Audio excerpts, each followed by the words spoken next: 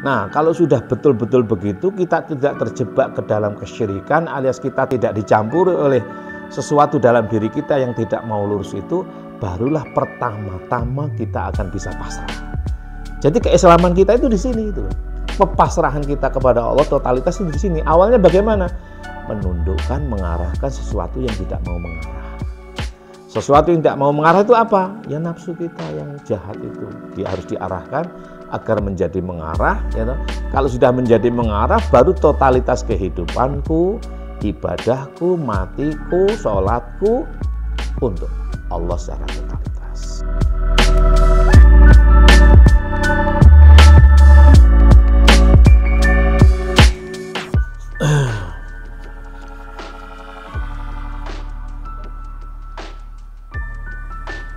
Baik, assalamualaikum warahmatullahi wabarakatuh.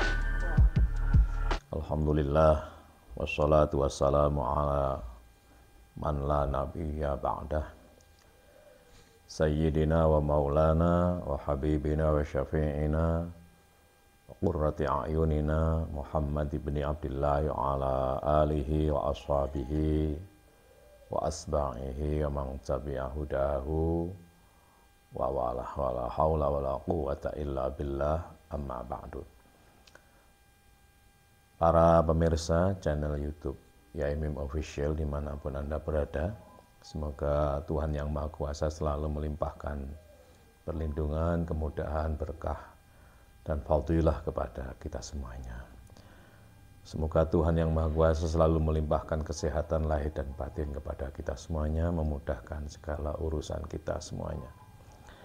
Para santriku dimanapun Anda berada, santri Nusami atau Nur Sofa Al-Islami, Ma'had Nur Sofa Al-Islami, dimanapun berada, sekarang lagi liburan, semoga Allah Subhanahu wa Ta'ala selalu melindungi kita semuanya dari berbagai hal yang tidak kita inginkan bersama. Baik, selamat berjumpa kembali dengan saya Yaimim, ngaji filsafat, tasawuf, dan thariqah. Saya ingin melanjutkan, walaupun ini artinya tentang sholat, tentang rukun sholat, khususnya rukun qalbi dan tartib, yaitu rukun yang ke-12 dan ke-13. Namun, saya ingin menyampaikan hal ini, sekalipun ini enggak termasuk rukun, bahkan hukumnya sunnah, membacanya atau qaulnya, apa yang disebut dengan doa iftitah. Doa iftitah ini para ulama fiqih, para fuqaha itu menghukumi sunnah membacanya. Mengqaulnya bukan termasuk rukun. Artinya apa? Bahwa seandainya kita tidak membaca pun, tidak mengqaulkan, tidak mengucapkan doa iftitah ini, tidak masalah, sholat kita tetap sah. Disebut dengan doa iftitah karena ia doa pembukaan antara takbiratul ihram dengan rukun qauli suratul Fatihah atau Ummul Quran. Jadi rukun qauli Allahu Akbar, takbiratul ihram, kemudian qauli suratul Fatihah atau Ummul Quran, ini diantaranya ada doa namanya doa iftitah. Kenapa disunnahkan? Karena itu dianggap fi manzilatin wahidah, dalam satu kesatuan dengan suratul Fatihah. Maka disebut dengan iftitah atau doa iftitah.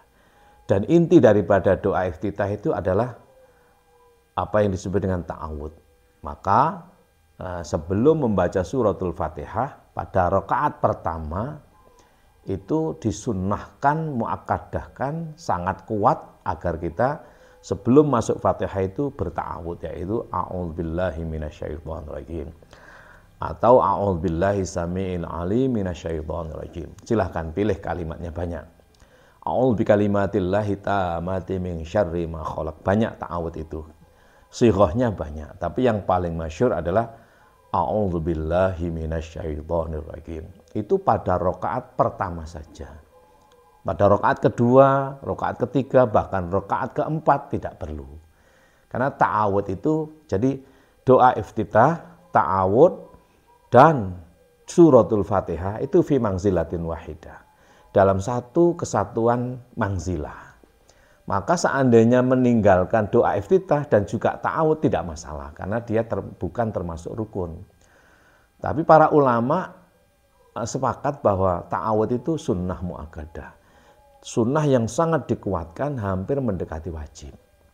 Ya, kalau doa iftitah itu sunnah. Artinya sunnah biasa, artinya mengerjakannya dapat pahala, meninggalkannya tidak masalah.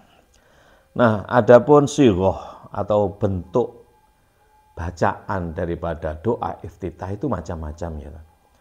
Tapi yang paling masyhur adalah apa yang tertuang di dalam Al-An'am disebutkan surat ke berapa ya? 79 dan kemudian melompat ke surat ke 162 dan juga 163.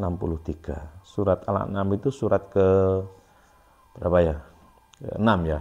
Pertama Al-Fatihah, kedua Al-Baqarah, 3 Ali Imran, keempat An-Nisa, kelima Al-Maidah, keenam Al-An'am, ya. 7 Al-A'raf, 8 Al-Anfal, ke-9 At-Taubah, dan seterusnya. Maka surat Al-An'am ini surat ke-100, surat ke-6. Ayatnya 165, termasuk surat yang panjang. Itu disebutkan ini dalam surat ke-79, ini wajjahtu, ya toh?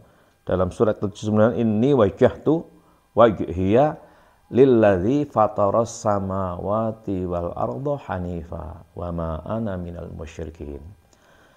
Inni wajjahtu, yaitu aku tundukkan, aku wajahkan, aku arahkan, ya toh? Berarti ini yang ini sesungguhnya aku, berarti ada dalam diri aku, dalam diri kita ini sesuatu yang tidak tawajuh, sesuatu yang tidak mengarah.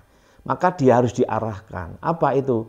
Yaitu sifat-sifat kita, nafsu kita, itu nafsu ammar, bisu, lawamah yang berkolaborasi dengan sifat anjing, sifat apa dan lain sebagainya, sifat manusia penuh kebencian. Ini tidak boleh, harus diarahkan. Wajjahtu wajhiya.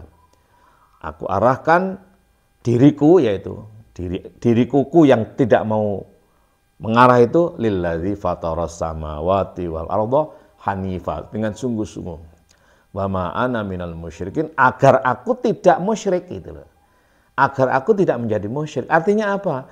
Kalau kita tidak mampu mengarahkan dalam diri kita sesuatu yang tidak mau mengarah itu, tidak mau mengarah kepada Rasulullah, kepada Allah Subhanahu wa taala, kita dalam kemusyrikan. Maka musyrik itu bukan diri kita yang tahu, gitu.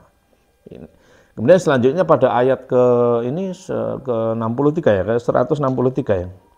62, 162 dan berikutnya 163. Inna sholati wa nusuki wa mahyaya wa mamati lillahi rabbil alamin. Baru kalau kita mampu wajjahtu wajhiya lillazi fatara samawati wal arda hanifa wa ma ana minal musyrikin, itu tadi baru bisa sholat kita ini inna sholati wa nusuki wa mahyaya wa mamati lillahi rabbil alamin. Maka salatku ini, ya, ibadahku ini, ya, hidupku dan matiku ini baru benar-benar totalitas untuk Allah Subhanahu wa taala. Kalau enggak, kuncinya pertama tadi wajjahtu wajhiya.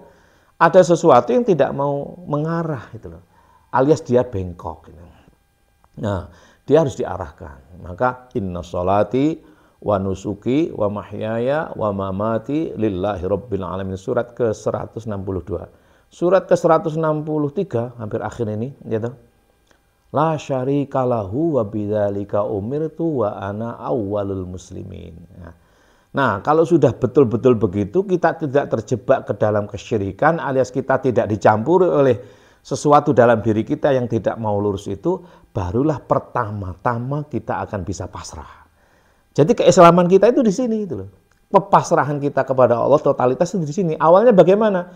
Menundukkan, mengarahkan sesuatu yang tidak mau mengarah. Sesuatu yang tidak mau mengarah itu apa? Ya nafsu kita yang jahat itu. Dia harus diarahkan agar menjadi mengarah. Ya, kalau sudah menjadi mengarah, baru totalitas kehidupanku, ibadahku, matiku, sholatku untuk Allah secara totalitas.